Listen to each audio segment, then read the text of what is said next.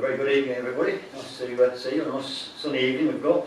And so we're going to look this evening at the significance of the Dead Sea Scrolls. And we've just read some words there from Isaiah chapter 61.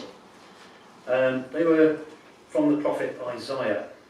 And Isaiah was a man who lived some 700 years before Christ was born. And that's some 2,700 years before we were born and before our time too. So how do we know that these words are an accurate record of the words that were spoken by Isaiah? In fact, 700 years later, after they were written, Jesus read them himself too. He went into a synagogue. So we read this in Luke chapter 4, where you read, and Jesus came to Nazareth, where he had been brought up, and as his custom was, he went into the synagogue on the Sabbath day and stood up for to read. And there was delivered unto him the book of the prophet Isaiah. So this would have been a big scroll, and he's got a big rack there, you can see on the picture, to read it from. And when he had opened the book, he found the place where it was written, "The Spirit of the Lord is upon me, because he hath anointed me to preach the gospel to the poor. He hath sent me to heal the brokenhearted, to preach deliverance to the captives, and recovering of sight to the blind, to set at liberty them that are bruised, to preach the acceptable year of the Lord." And he closed the book, and gave it again to the minister, and sat down. And the eyes of all them that were in the synagogue were fastened on him. So, yeah, he read those words, and then he went on to expound on them. But how was Jesus so confident that the words he was reading, considering they were first spoke about 700 years before he was born, were an accurate record of the revealed words prophesied by Isaiah? Well, a lot of it comes down to the work of the scribes. The scribes were the people who collected these words and made sure they were written down and passed on from generation to generation. They meticulously copied these down. So how do we know that the scribes kept an accurate record? Well, the answer is very much found in archaeology. Now, archaeology, for me, is one of the most tangible pieces of evidence for the accuracy and reliability of God's Word. For instance, Babylon is a place that features, I should say, a great deal in the Old Testament. It's a city which had great significance at the time, a very powerful empire, actually, the Babylonian Empire. And it's spoken about in the Kings and in many of the prophets, including Daniel and Ezra and Nehemiah. So it's there, but this city was destroyed. It was wiped away, and actually the Bible predicted that would happen. But for many centuries, skeptics of the Bible said, well, where is this Babylon? There isn't a Babylon. There's no sign of it. And it was almost 2,000 years before it was found. And Babylon was indeed found. And around about the 1800s, there was a lot of archaeology went on. And the picture you can see there depicts some of the archaeology there. And I believe that's probably the Ishtar Gate that they've uncovered there. You can see just on the top right of the pillar there, you can see the lion that was on the Ishtar Gates. And if you go to 100 miles down the road to the British Museum, you can see many, many artefacts that were found in Babylon. And so we know the Bible was true. The Bible told us about Babylon. It really did exist. And so archaeology is a great example, really, of the evidence for the accuracy of the Bible. And so we come to the Dead Sea Scrolls. And the Dead Sea Scrolls are almost in a league of their own. It's one of the greatest discoveries archaeological discoveries of the 20th century. They were discovered by young Bedouin shepherds in the 1940s. Many of you may be familiar with this story, some of you it may be new to you. But they were out searching for their flock of goats at the end of the day. So they were living in a very sort of arid area, down at the Dead Sea.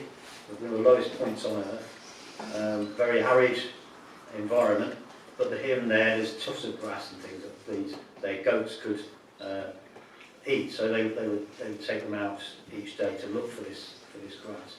And at the end of the day, they want to go home, get the goats home, and so one of the lads is throwing stones up into these caves that you can see on the picture there. There's another picture of it there. This is Qumran, and he hears an unfamiliar sound. A sound he's not expecting to hear. There's a smash, a loud smash which comes from inside the cave, and he was expecting just to hear it sort of rattle around like you would if you threw a rock into a cave, but it was a smash instead. And this intrigued him. He thought, well, could this be some kind of treasure? But obviously at the end of the day, they had to go home, so they went home with the flocks, and you can imagine them talking about this, and the next day they planned to go back, have a look, have an explore in this cave and see what was in there. And that's exactly what they did. They went back the next day, they found the cave, went inside, and they were kind of disappointed by what they found, and quite intrigued as well. What they found were stone jars. So this is kind of a reconstruction of what it might have looked like. So there's these jars, and some are in good condition, some not. You take the lids off, and inside there's gold. No gold, no silver, nothing too exciting. Just a load of old scrolls, which the young lads probably isn't. I don't know. Is that exciting? Maybe it could be something exciting written on it, but maybe not. It's not as exciting as they were hoping anyway. But they knew they'd found something of significance, so they took the scrolls home, and took them back to probably their dad. They lived, Bedouins, as you probably know, live in tents. So they went back to the tent, and you have normally a big pole in these sort of Bedouin tents, and that's where they put the scrolls, while they wondered what on earth to do with them. Imagine Dad, he has a look at it, and he can't work out what it is either. But he thinks, well, maybe it could be valuable, we don't know. And it hung around in this tent apparently for a while, until they took it to Bethlehem and met up with two Arab antiquities dealers who gave them some money for them. So they were quite happy, they'd made a little bit of money out of it. Not a huge amount, but a bit. And the dealers thought, well, we've got something interesting. Maybe somebody will be interested in buying it, so they approached the monastery in Jerusalem, and they purchased it. And then there was a visit from an American, a scholar from the American School of Oriental Research, and he had a look at them, and he revealed their antiquity. He could tell these were seriously old. And then, at a later date, there was a great archaeologist called William F. Albright, and he came along, he had another look, and he announced that they were definitely from the period somewhere, he said, between 200 BC and 200 AD. He couldn't quite, put his finger on exactly, but, he put a lot of research into it, and that's kind of the time line that he came up with. So this cave, it produced some very interesting scrolls, and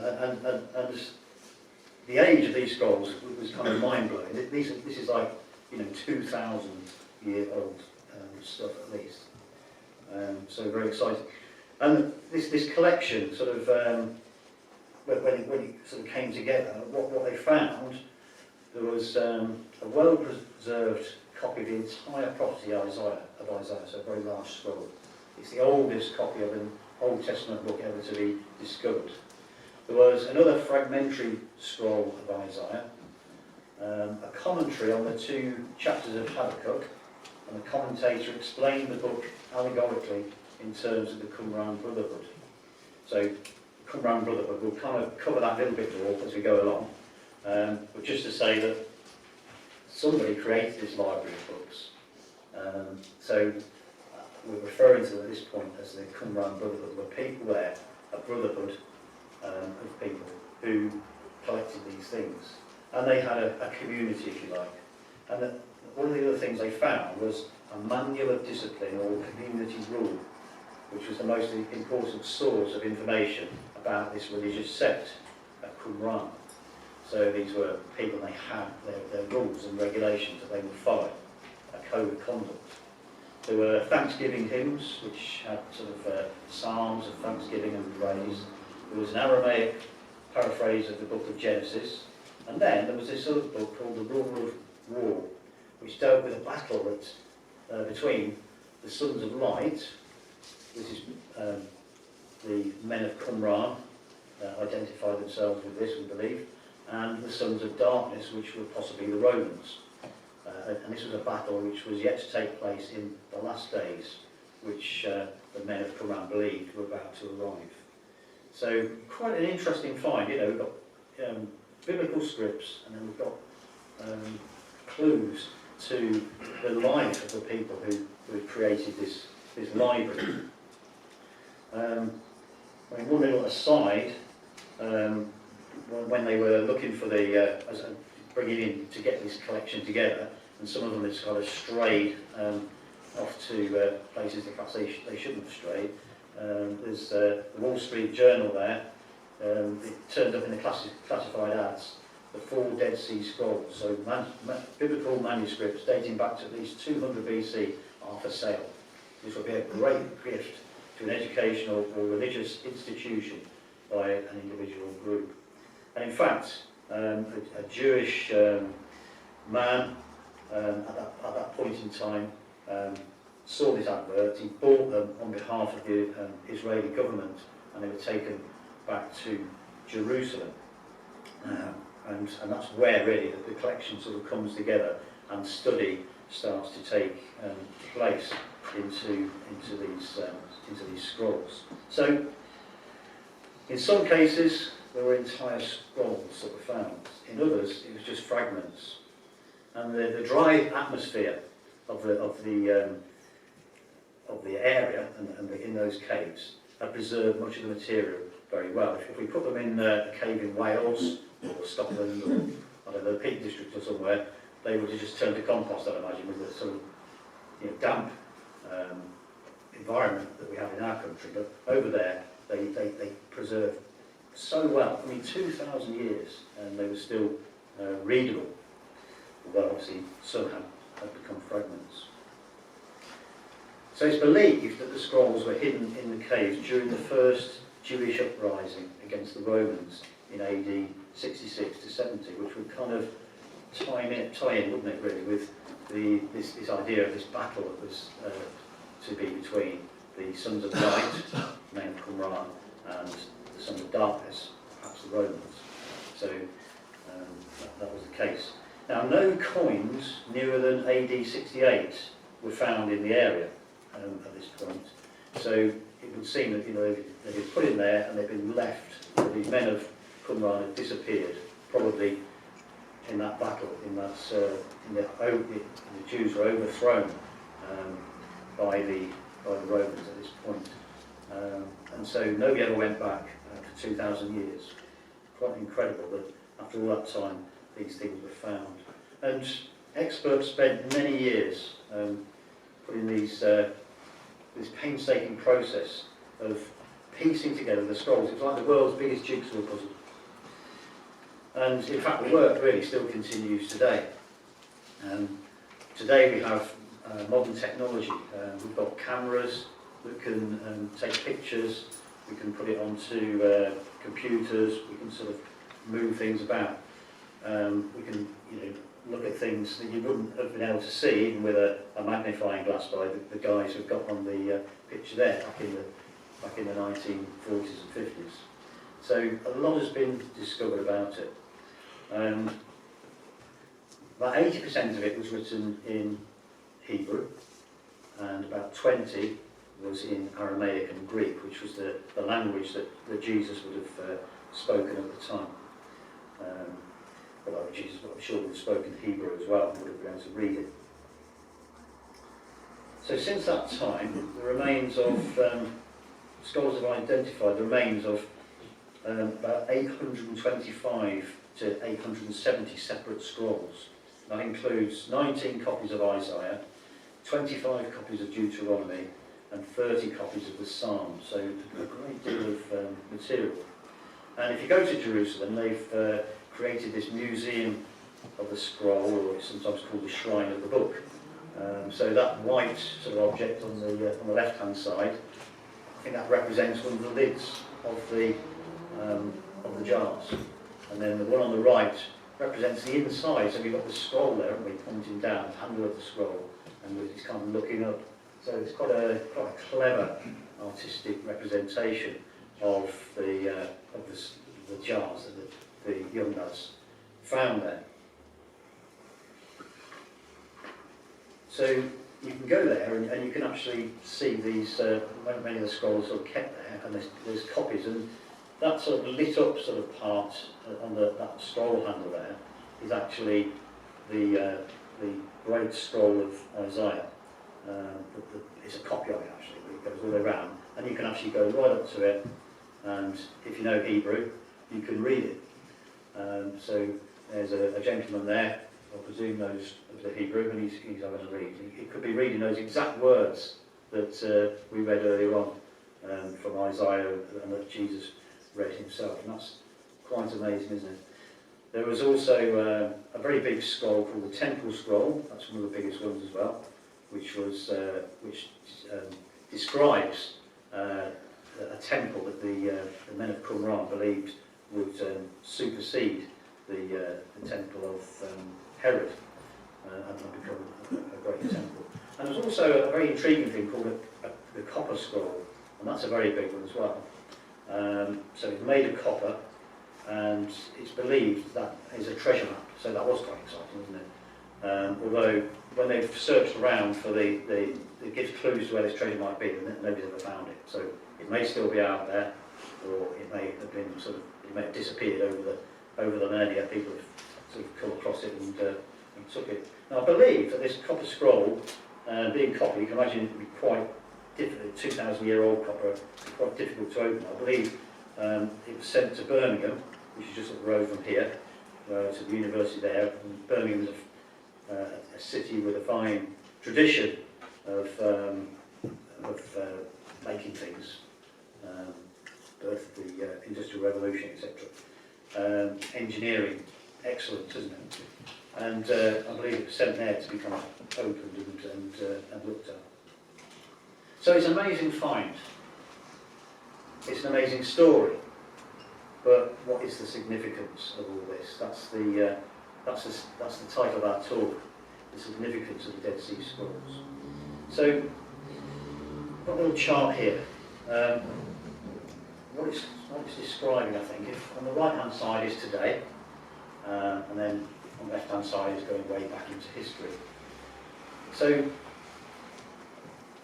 before Dead Sea Scrolls were found, so back in the 1940s, if you wanted to say, well, I wonder, Paul's been talking about this Isaiah, and he says, it's an accurate interpretation.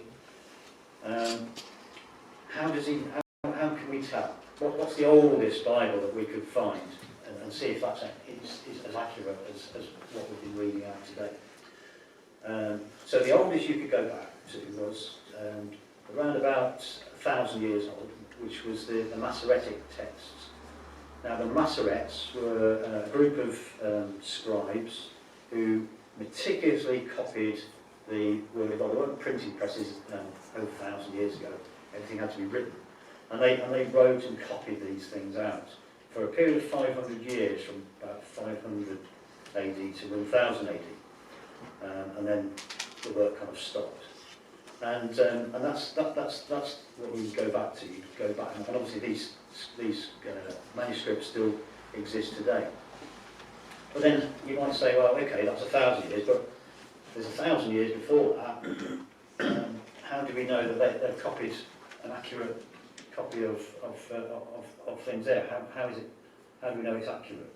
Well, we didn't 1,000 years ago. Well, you wouldn't have done even in the 1940s. But we do now because of the Dead Sea Scrolls. Because the Dead Sea Scrolls fill the gap. So the challenge then was to have a look at the Dead Sea Scrolls. We've seen the guy there. We'd be able to read it today, and see if there was a change between them and the Masoretic texts. And as it says on the chart there, hopefully you can read that, there was no change. It's exactly the same. There's very, very minor details like the old punctuation mark, things like that. Other than that, it's exactly as it said.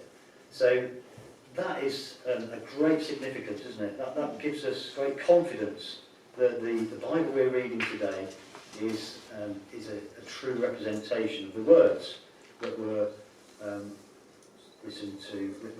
originally written by the prophets and been preserved really miraculously by God, I believe.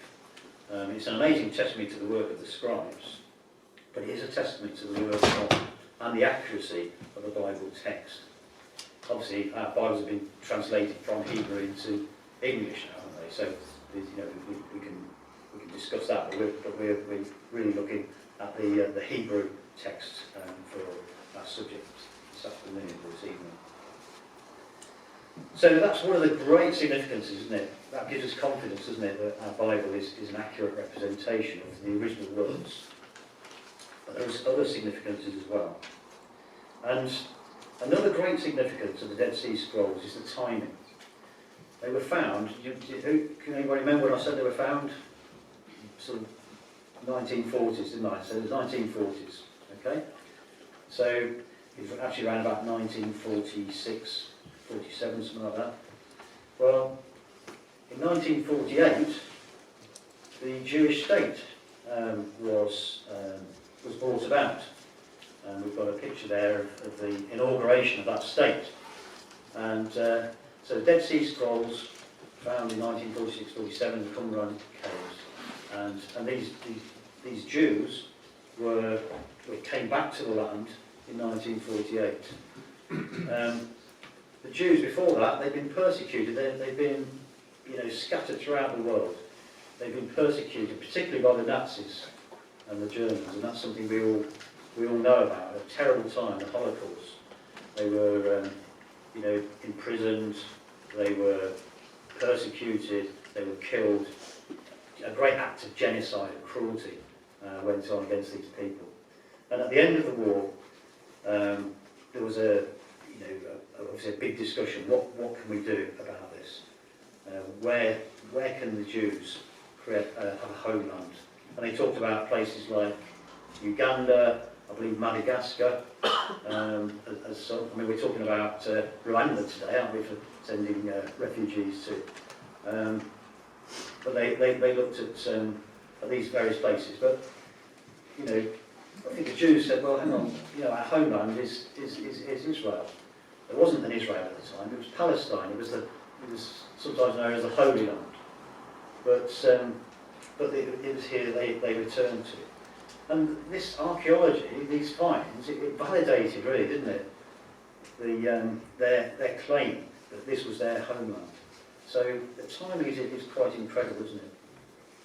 Incredibly as well, as an aside in a way, these scrolls in these jars, if you find the prophet Ezekiel, and you go to chapter 37, Ezekiel chapter 37 actually predicted the rebirth of the nation of Israel.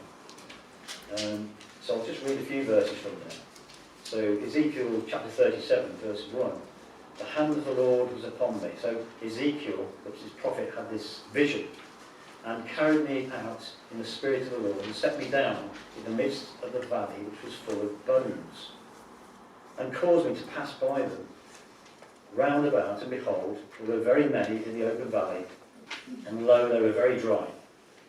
And he said to me, Son of man, can these bones live? I answered, O Lord God, thou knowest.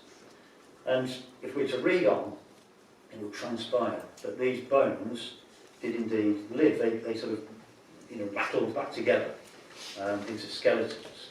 The skeletons were then covered with sinews of flesh and then skin. And then it stood up to be a great army. And what is been described is the rebirth of a nation. And it very much describes, doesn't it, the rebirth of Israel. When we think of after the Holocaust, and you see pictures of piles of bones and bodies that were just it's an abhorrent sight. But these things, it's this nation come back together, and very poignant, really, I think. And so, we got on to the 1940s and then on to 1967 when the nation of Israel was fully declared. So the timing is of great significance. So what I'd like to do now is just have a little think about those who wrote the Dead Sea Scrolls, these scribes, this community. So who wrote them? Well, there were several different groups at the time of at this particular time. We read about them in the New Testament, don't we? We read about the Pharisees and the Sadducees, the Samaritans we read about, the Zealots are referred to. Most people didn't belong to any group, as it says down there. And Jesus taught, they were called the sinners, many of those, because they weren't any of these elite. But Jesus spoke to them, didn't he? He taught them. So there's one group in there, these Essenes, and they're not really mentioned in the New Testament. We never see that word. But they are described by several historians. Pliny the Elder, he was an emperor who travelled his empire to sort of discover all its glories. And one of the places he went to was the Dead Sea. It was an exciting place to go. And in his writings, he noticed this group of pious men who lived in the area, very, very simple clothes. And then Josephus, the ancient historian, he describes them in this way. He says they were a strict, pious, messianic Baptist group with manners, rites and doctrines, diligent in reading their sacred books. And that really chimes, doesn't it, with this idea of a group of people who are very, very precious about the Bible and looking after it and keeping it and copying it meticulously. So it's believed that these people, these Essenes, they were a religious Jewish sect. They broke away from temple-centered worship. It says workshop there, I think, so ignore that, it should say worship. They established a messianic-focused community, and they settled at Qumran at the time of Jesus. The period between the New Testament and the Old Testament, we call the Intertestament period, the Greek Empire sort of came to the fore, and a lot of the Greeks liked to sort of take over, and they wanted their culture to kind of take over. It was a Hellenistic culture, they called it. But there were a lot of Jews who fought back and recoiled from that. And the Maccabees, for instance, they sort of claimed back the Jewish state. And the Essenes and people like that, they would have been very, very, very strict on trying to withdraw from these kind of worldly Greek kind of ways.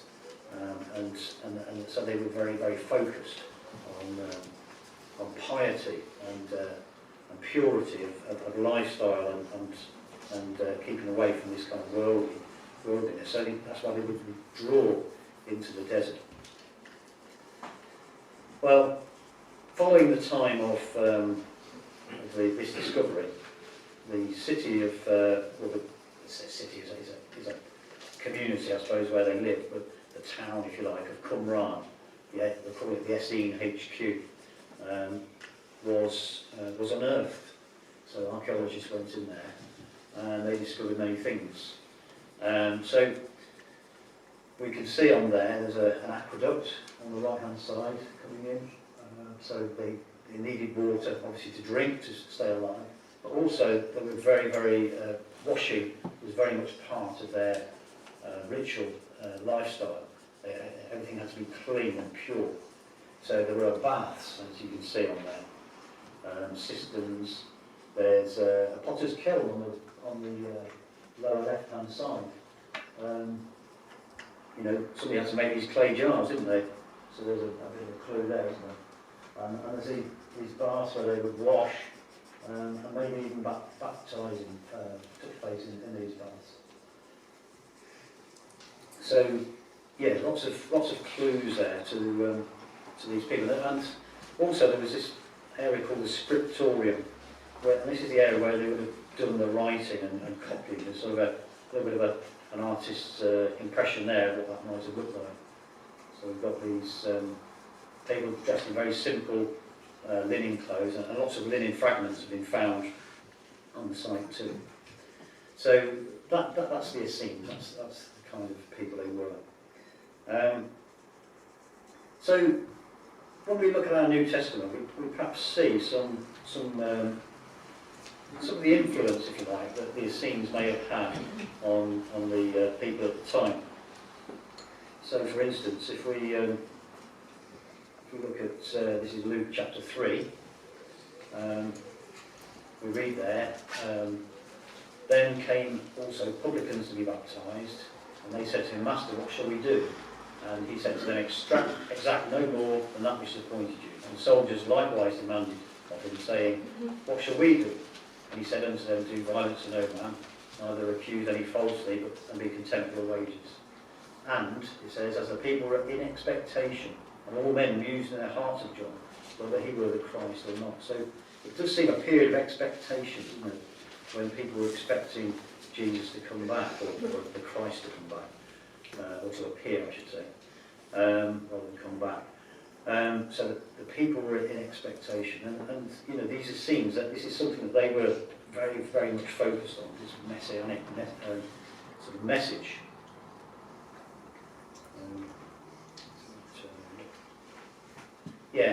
So this is in John chapter 1. So again, we've got the two which heard John speak and followed him.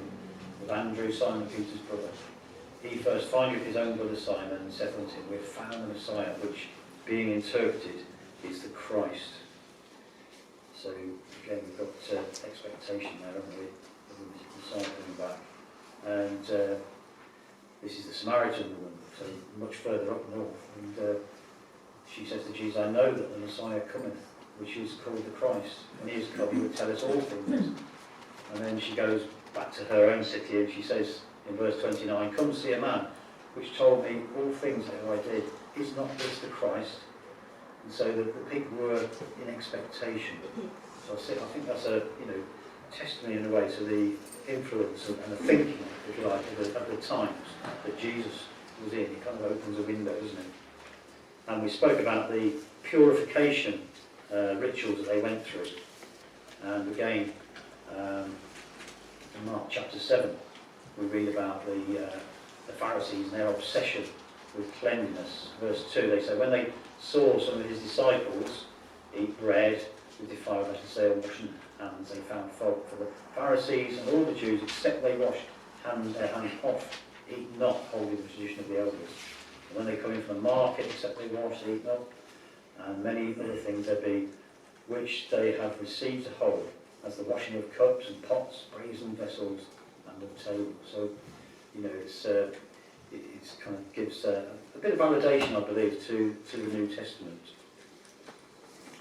So we've seen, haven't we, this amazing discovery, this amazing find, this incredible story, and we've seen the significance. So let's just sum up what we've seen there. Oops, not too far back. Forward. So we've seen, haven't we, that the accuracy of this scrolls gives us huge confidence in the accuracy and the authority of the Bible. We gain a window into the lives of the Essenes and the thinking of the Jews at the time of Christ. We saw the timing of the discovery as well. 2,000 years, nobody, were undisturbed. Exactly at the time when Israel were coming back into the land, they were suddenly found. It's incredible. And it validated their claim, didn't it? And then the preservation of God's words for so many thousands of years is truly miraculous. So this really was the greatest archaeological discovery of the 20th century. The very words that Jesus is quoted as reading in the New Testament are exactly what he read, exactly true. So, if nothing else, please take away from this evening the fact that the Scriptures are accurate. And if you believe, and if you're convinced they're accurate, then please look into the wonderful message of hope and salvation which is contained in its pages. Thank you.